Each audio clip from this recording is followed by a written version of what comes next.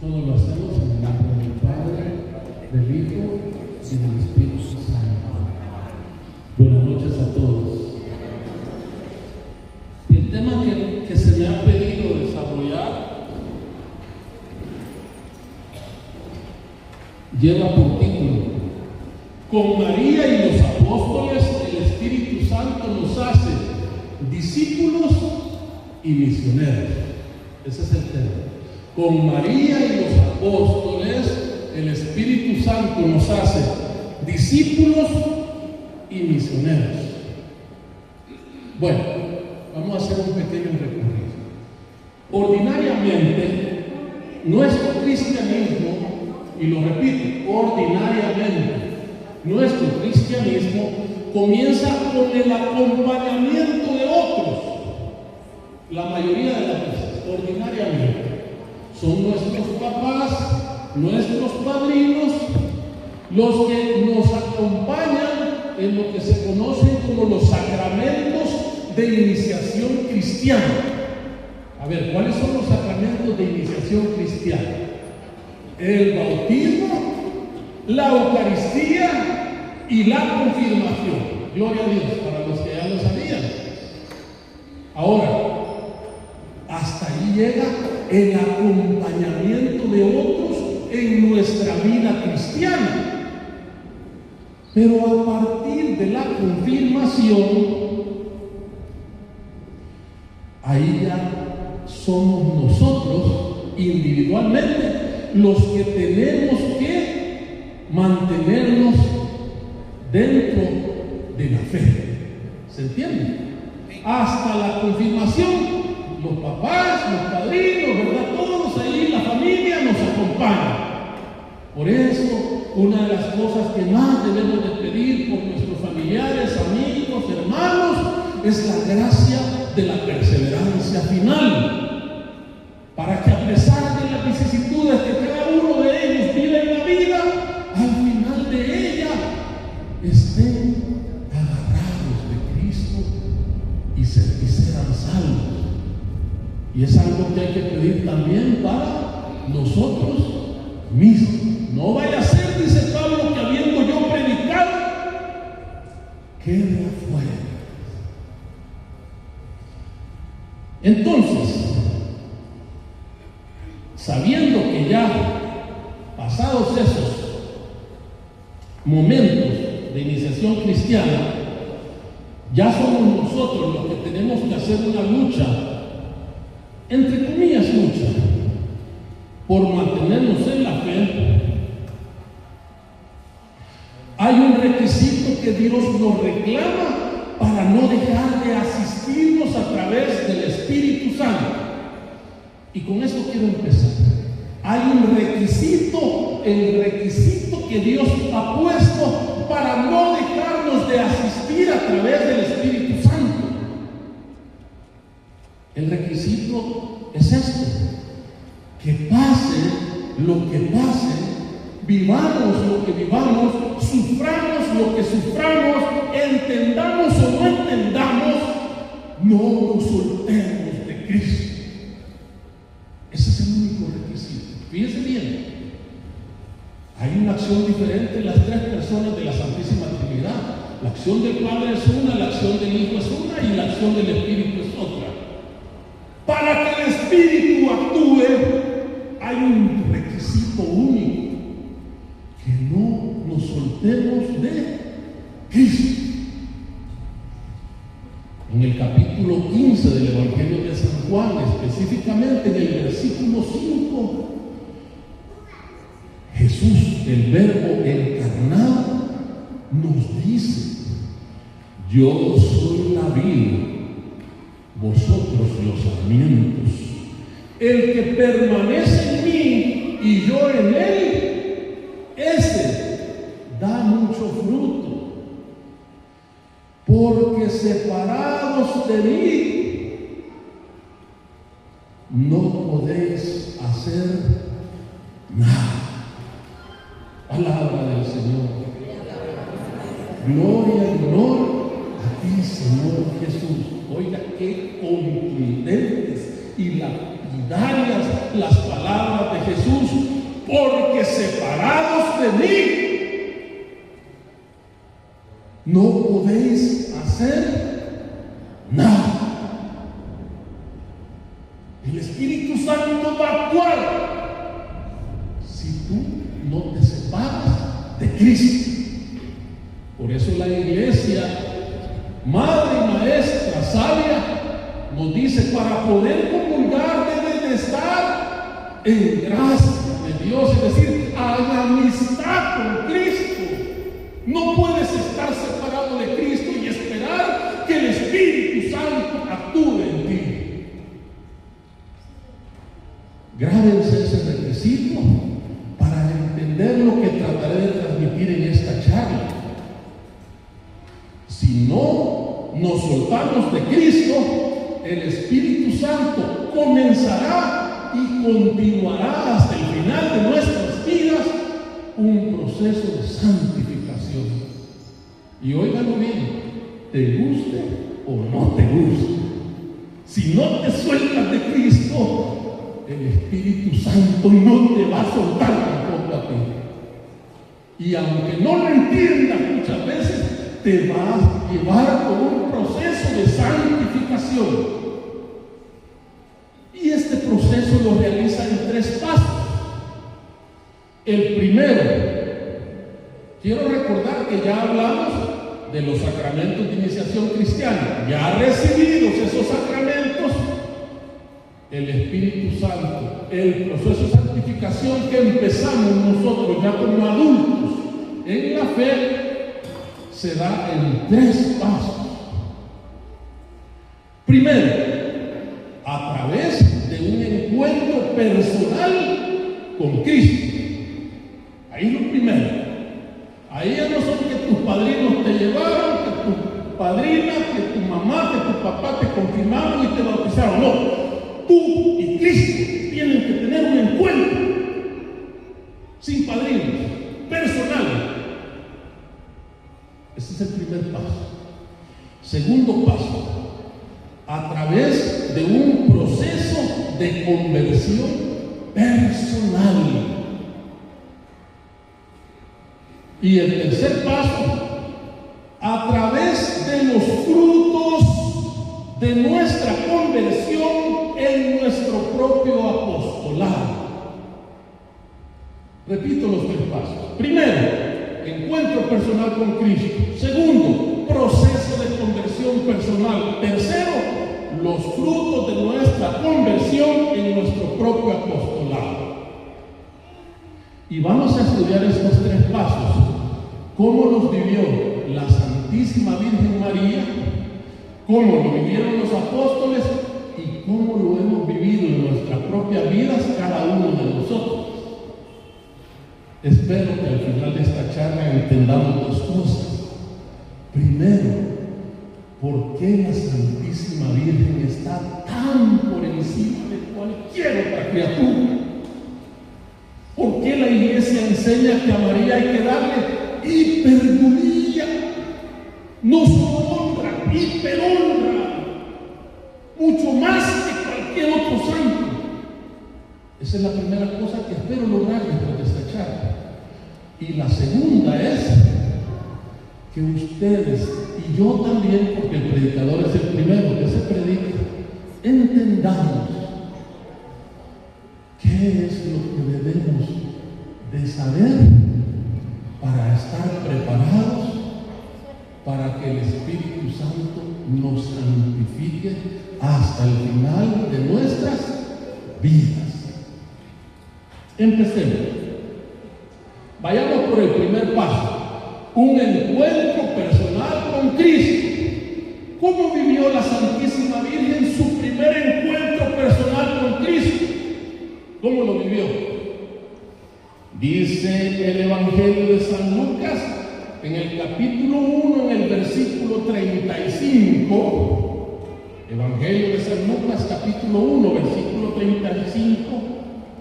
El ángel estaba hablando a María y le dijo: el Espíritu Santo vendrá sobre ti y el poder del Altísimo te cubrirá con su sombra. Por eso el que ha de nacer será santo y será llamado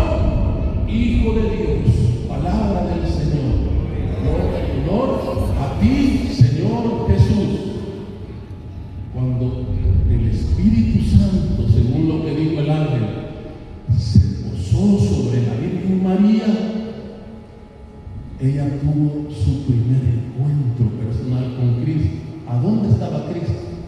En el santísimo vientre de la Santísima Virgen María.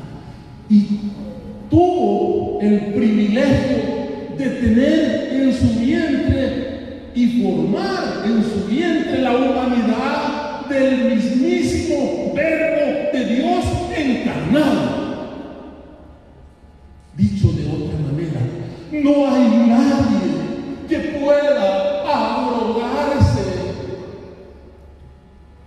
la altivez de poder afirmar que ha tenido un encuentro personal con Dios, con Cristo, más grande que el que tuvo la Santísima Virgen María.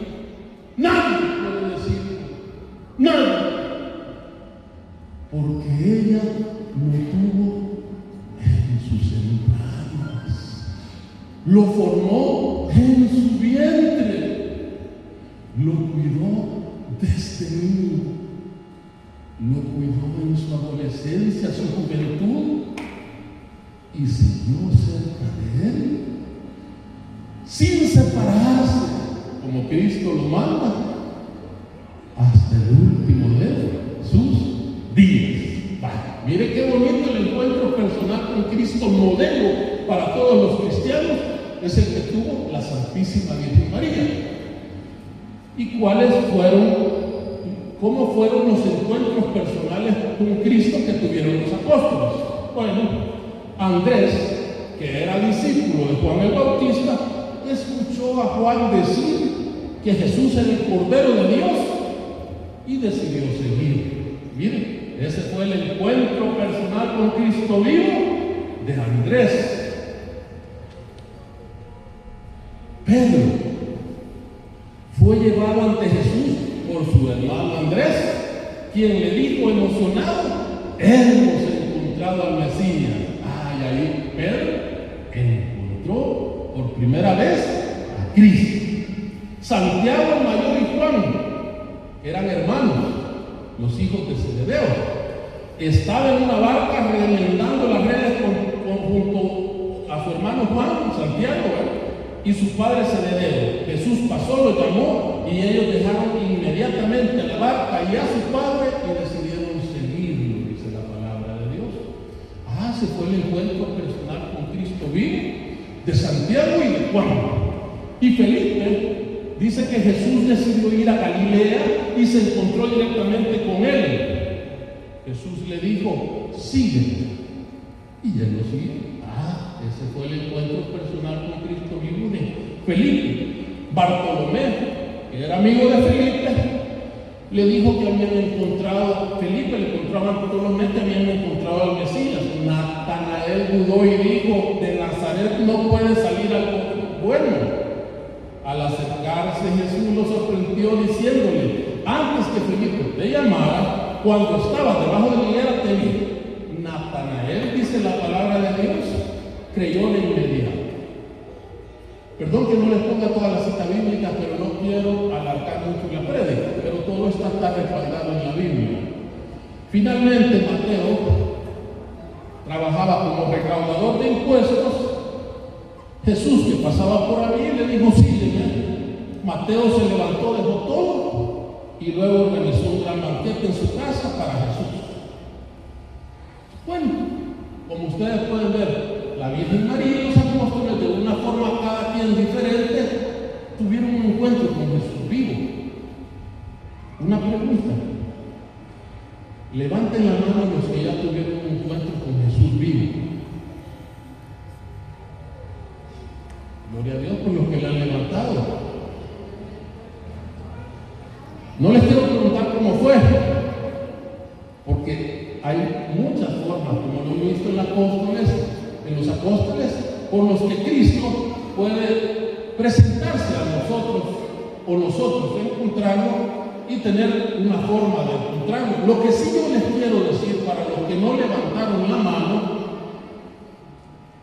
que tienen que buscar buscar un encuentro personal con Cristo. Porque no es lo mismo conocer de Cristo que conocer a Cristo. Hay una gran diferencia. Hasta San Agustín, que era una lumbrera, se lamentaba diciendo: tarde te amé. Hubiera querido encontrarlo más temprano. No es lo mismo conocer de Cristo que conocer a Cristo. Así que, aquí donde estás, cuando haya un retiro, en agosto yo los invito, hay un retiro de la Renovación Carismática Católica aquí en Santa Ana, pueden asistir y ahí van a tener un encuentro con Cristo vivo. Si alguien está aquí de cursillos de cristiandad, de otro movimiento, hagan retiro y traten de encontrar un encuentro con Cristo vivo. Ese es el primer requisito. Y lo van a entender por qué. ¿Por qué se necesita conocer a Cristo? Porque no puedes amar a aquel que no conoces. Y ya más adelante van a entender qué tan importante es para nuestro propio proceso de santificación el amar a Cristo. Bueno, ahí ya terminamos el primero de los pasos, ¿verdad? El encuentro personal con Cristo. Ya vimos cómo lo tuvo María, ya vimos cómo lo tuvieron algunos apóstoles, al menos lo que la Biblia explica cómo lo tuvieron. Ya vimos que muchos de ustedes lo han tenido y he invitado para que los que no lo han tenido lo busquen tener. Vamos al segundo paso, un proceso de conversión personal. ¿Cómo lo vivió María? ¿Cómo vivieron los apóstoles? ¿Y cómo lo vivimos nosotros? Proceso de conversión personal. La Virgen María, sin lugar a dudas, la más dura prueba de fe que la Santísima Virgen tuvo que vivir fue durante la pasión, crucifixión y muerte de su Hijo. No hay duda. La mayor prueba de fe que la Virgen María tuvo que vivir fue durante la pasión, crucifixión y muerte de su Hijo. Tal y como lo había profetizado el anciano Simeón, una espada le estaba atravesando el alma. Pero ella no renegó como lo hizo Judas. Ella no se resistió como lo hizo Pedro. Ella no dudó como lo hizo Tomás. Ella no se acobardó como si lo hicieron los demás apóstoles. Ella no dejó de amarlo como lo hicieron todos los que lo abandonaron. O sea, ella lo hizo bien. Lo hizo todo bien. Ahora, ¿cómo lo hicieron los apóstoles, su proceso de conversión? Dirán algunos, es que los apóstoles eran unos grandes santos. Después de Cristo, sí. Antes de Cristo, no eran unos grandes santos. Primero, discutían quién era el más importante. Dice, los discípulos llegaron a competir por puestos de honor. Dice Lucas 22:24. Se suscitó también entre ellos una discusión sobre quién de ellos debía ser tenido como el mayor. Palabra del Señor. Gloria y honor a ti, Señor Jesús. Dirán ustedes, qué bárbaros los apóstoles. Vamos a ver qué tan bárbaros son los apóstoles. ¿Trabajas en la iglesia porque buscas un cargo o por atender o por obtener prestigio y poder? Lo que quieres es que digan, ay, qué bueno es él. Quieres aplausos, quieres honor. Es igual que los apóstoles, buscando mayor prestigio en tu trabajo, en la iglesia, en donde te desenvuelves. Si alguna vez tienes autoridad, la utilizas para ver de menos a los demás o para servir. Cuestiónate. Las prédicas no son para el vecino, son para nosotros. ¿Envidias tener algún cargo que otro tiene? ¿Pregonas a los cuatro vientos tus títulos, tus logros con el vano objetivo de ser ensalzado? ¿Te gusta servir en la iglesia porque así obtienes elogios, aplausos? ¿Crees que no mereces ser tratado igual que los otros y que tú debes ser tratado mejor? Bueno, revísate si no estás cayendo en el mismo problema de los apóstoles. Gracias. Pedro intentó impedir la pasión de Cristo. De ningún modo te sucederá esto, le dijo Pedro a Jesús. Cuando Jesús empezó a hablar que iba a sufrir en Jerusalén. De ningún modo te sucederá esto. Apártate de mí, Satanás, le dijo Jesús. Ay, es que ese Pedro, qué bárbaro dirás tú.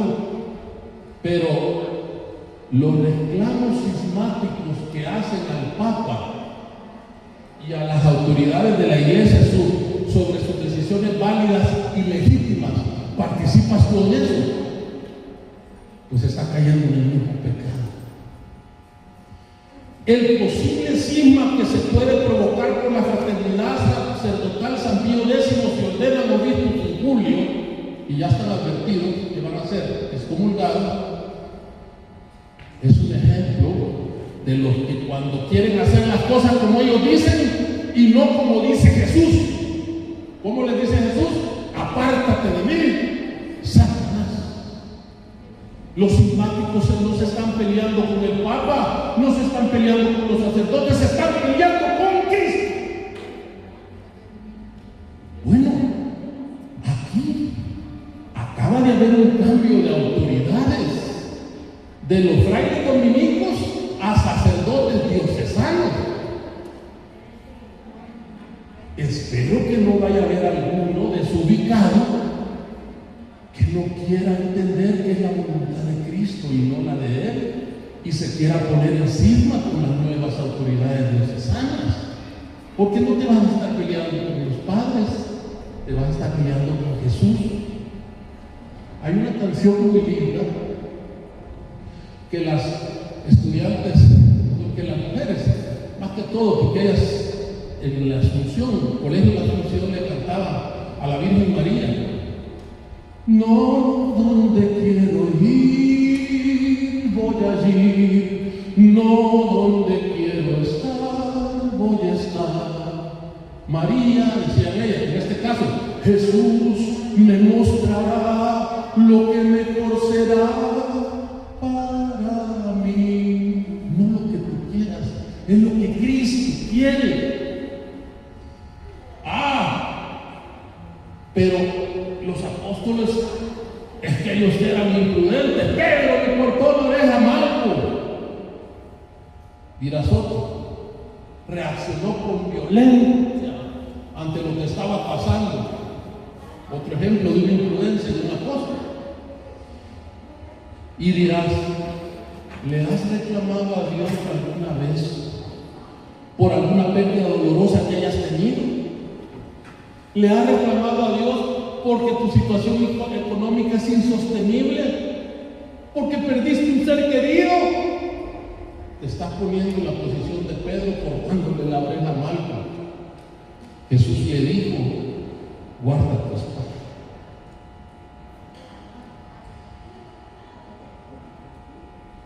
Que lo perdone Dios, pero yo no lo perdono, dicen otras. Guarda tu espada.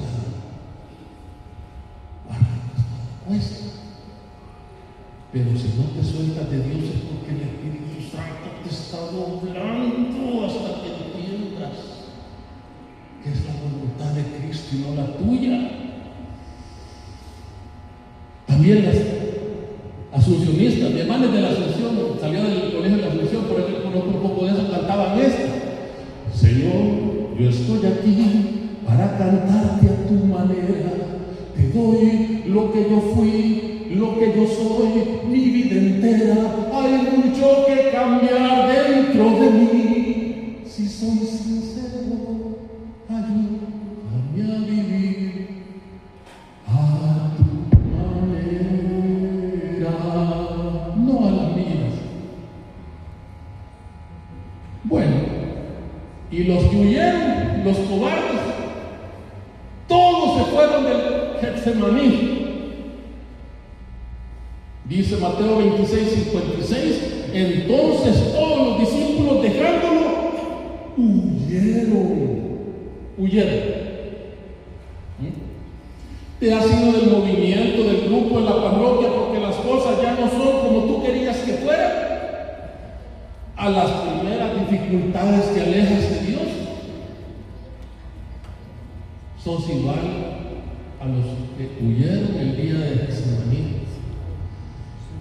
Pedro lo negó 3 veces. No conozco a este hombre, dijo Pedro cuando, mire, acabamos de ver que sacó la oreja a la mano. ¡Qué valiente!, ¿verdad? Una mujer con sus dedos, no con espada, lo señaló y ahí tembló. Yo no conozco a ese hombre.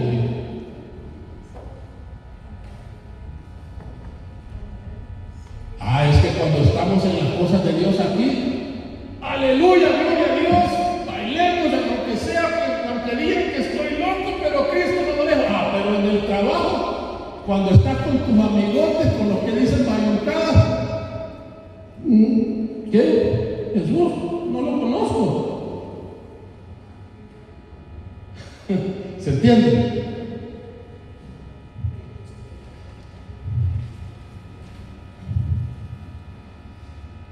Pedro cayó en pecado por temor a ser asociado con Jesús. Cada vez que tú te avergüenzas de Jesús en tu trabajo, en tu círculo de amigotes, con la gente que habla bayucadas en medio del partido del FAC, que yo le he dado campeón, te estás avergonzando de Cristo. Eres incongruente. Tienes que ser el mismo aquí que en otros ambientes. Tomás se negó a creer.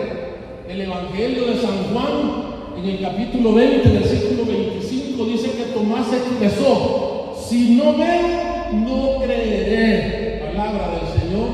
Gloria y honor a ti, Señor Jesús.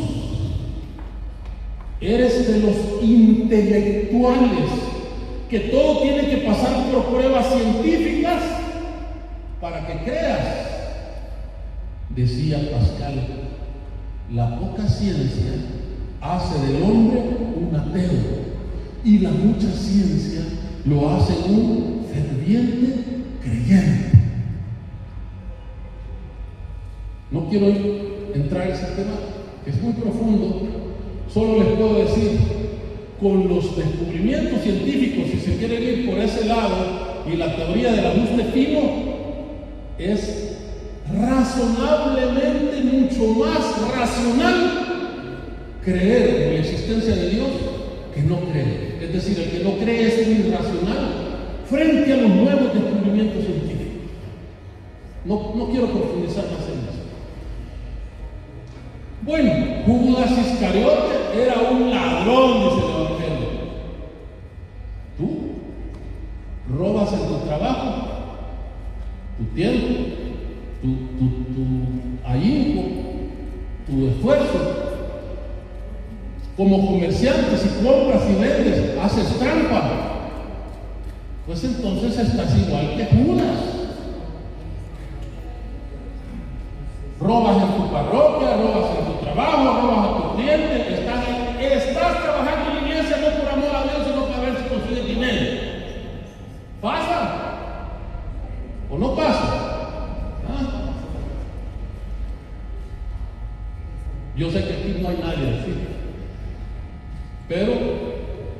Estudiémoslo para ver. Otros reprendieron a una mujer porque ungió los pies de Jesús. ¿Estos cuáles son? Son aquellos que se fijan más en el pelito del ojo ajeno que en la gran viga que van cargando. O como decía el Papa Francisco, son los agentes aduanales que están parados en la puerta de la iglesia para ver quién merece entrar y quién no. Como si la iglesia fuera una aduana. Como si no fueras tú el peor de los pecadores y yo el primero. Bueno, no me voy a querer, se lo va a hacer muy largo, pero sigamos adelante. Judas traicionó a Jesús. Hablando de eso, hay de los que se meten en política y por amor al dinero venden sus principios y venden la verdad. Hay aquel famoso frase que se pronunció en la Asamblea Legislativa: tenés toda la razón, todo lo que tú estás diciendo está moralmente bien, pero no te voy a dar el voto. Los que se meten en la política y venden sus principios y no entran para servir, se ponen en el mismo lugar que Judas. Venden a Cristo por dinero. Bueno, me puedo seguir extendiendo, ya no quiero seguir haciendo. Felipe mostró poca comprensión espiritual. Señor, muéstranos al Padre. Pero si yo he estado con ustedes y todavía no lo conocen, me dice Jesús. Los discípulos impedían que los niños se acercaran, y les decía Jesús, déjenlos que entren. Querían impedir que otros expulsaran demonios, pero ¿por qué los déjenos si que no está contra nosotros? Está con nosotros, decía Jesús. Se dormían mientras Jesús estaba orando. Entendían mal las enseñanzas de Jesús. En el Evangelio de San Marcos deja decir que Jesús dice: ¿cómo es que no entendéis? Que dice Jesús. Pedro actuó con hipocresía en Antioquía. Los discípulos dudaron incluso después de la resurrección. Así lo deja ver en el Evangelio de San Mateo capítulo 28, versículo 17. Al verlo lo adoraron, dice. Algunos, sin embargo, dudaron. Bueno, todavía Pedro preguntó por recompensas y privilegios. La mamá de Santiago se peleó para que le dieran puestos de honor en la mesa. No comprendían el servicio humilde. ¿Cómo me vas a lavar los pies a mí?, le dijo Pedro. Pudiera abundar más. Ahora, eso fue el proceso de conversión de los apóstoles. Ahora, el de nosotros. Si todo eso hicieron los apóstoles, hermanos, si todo eso hicieron los apóstoles, ya puedes tener idea de lo podridos que estamos nosotros. Y darnos cuenta de nuestra propia miseria y de todo lo que Dios nos ha perdonado sin que lo merezcamos. Mas en esto se muestra el amor para con nosotros, dice el apóstol, en que siendo humanos, siendo aún pecadores, Cristo murió por nosotros. Y el otro apóstol dice: el justo por los injustos, para llevarnos a Dios. Y tú todavía te crees merecedor. Todavía estás peleando por puestos. Si ya nos dimos cuenta de lo miserable que somos y de que sin la gracia de Dios, como leímos en el primer pasaje evangélico, nada podemos hacer, ya estamos listos para dar frutos de conversión una vez no te sueltes de Cristo. Porque ese fue el secreto. Pedro no se soltó, los apóstoles no se soltaron, y el único que se soltó fue Judas. Y miren cómo le fue. El único requisito que Dios te exige para que el Espíritu Santo actúe en ti es que no te sueltes de Cristo. Igual que tú, los apóstoles eran hombres que sin la gracia no merecían. Eran con defectos, como nosotros, peores nosotros que ellos. Entonces, entiende algo, tú no eres un macho cigüeño. Lo voy a repetir, tú no eres un macho sin dueño mientras estés agarrado de Cristo, porque las riendas que le dan dirección a los pasos que das están en manos del Espíritu Santo una vez no te sueltes de Cristo. Ahí si quieres puedes relinchar, puedes protestar, puedes discutir con Dios, pero si no te sueltas de Él, el Espíritu Santo está trabajando en ti. ¿Se entiende? Se logra entender, hermano. Ahora vamos al tercer paso para terminar. Los frutos de conversión a través de nuestro apostolado. Quiero repetir los tres pasos con que el Espíritu Santo nos santifica. Una vez hayamos vivido los sacramentos de iniciación cristiana. Un encuentro personal con Cristo era el primero. El segundo, dijimos, un proceso de conversión personal. Lo acabamos de estudiar. Y el último, los frutos de conversión a través de nuestro apostolado. Ahora veamos otra vez, como hemos hecho con los dos primeros, cuáles fueron los frutos de conversión del apostolado de María, los frutos de conversión del apostolado de los apóstoles y los frutos que ustedes pueden dar si lo dejan. La Virgen María, oiga bien lo que voy a decir. Así como en la encarnación el Espíritu Santo cubrió a la Santísima Virgen para que en ella se comenzase a formar el cuerpo humano de Cristo, así, de la misma forma, el día de Pentecostés, el Espíritu Santo también la cubrió en forma de lenguas de fuego, para que en ella comenzase a formar el cuerpo místico de Cristo, la iglesia. ¿Logras entenderlo, hermano? Cuando el ángel le dijo, el Espíritu Santo te cubrirá con tu sombra, el cuerpo de Cristo, el verbo de Dios se encarnó en el vientre de la Santísima Virgen. Y cuando el Espíritu Santo, el día de Pentecostés, cae como lengua de fuego sobre la Santísima Virgen, vuelve a engendrarse a través del Espíritu Santo y con María el otro cuerpo de Cristo, el cuerpo místico de Cristo, la iglesia.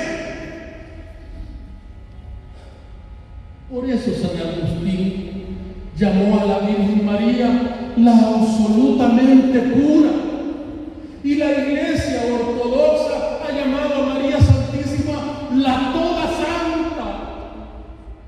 Y nosotros en la Iglesia repetimos: Ave María Purísima, Ave María Purísima. No se oye, Ave María Purísima. Denle un aplauso fuerte a la Virgen María, por favor. Denle un aplauso fuerte. Se da cuenta por qué a ella se le da hipervivida un culto mucho mayor que al de cualquier otro apóstol santo. Porque no hay criatura más excelsa que haya pisado la tierra, criatura más grande que la Virgen María. Esos son los frutos de la conversión. Bueno, ella no tuvo una conversión, del apostolado de la Virgen María.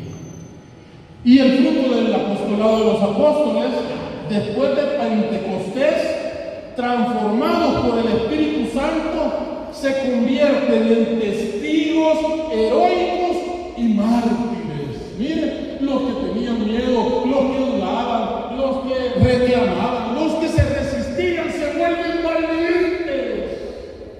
Se vuelven valientes. Y entonces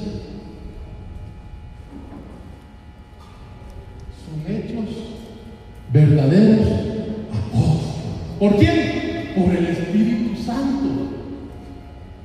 Ahora, en nosotros, y con esto termino la charla, mantengámonos agarrados de Cristo, la vid verdadera, y pidamos que el Espíritu Santo nos llene de gracia santificante, para que transformados por Él en hombres nuevos, nosotros también nos convirtamos en verdaderos testigos del amor de Cristo, y que santificados por el Espíritu Santo demos hermosos frutos de amor, de paz y de justicia.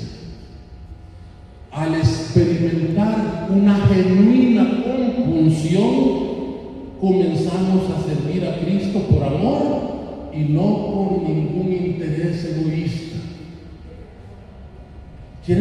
Por los que no saben qué es compulsión, la compulsión es la tristeza que siente un hombre al descubrirse pecador. Pero esa tristeza no es angustia, porque a la vez que se descubre pecador, descubre a un Dios tan bueno que le perdona todo lo malo que ha hecho. ¿Cómo lo hizo Pedro? Cuando Jesús le pregunta por tercera vez, ¿me amas? Se sintió triste, dice el Evangelio. Tú lo sabes todo, tú sabes que te amo. Y entonces Jesús apacienta todo, mi hermano. Y con esto termino. Por eso es importante el encuentro con Cristo vivo, porque cuando ames a Cristo, vas a estar dispuesto a hacer lo que Él te pida, lo que sea, con tal de agradarlo y de no ofenderlo. Y entonces, al servir por amor, seremos verdaderos misioneros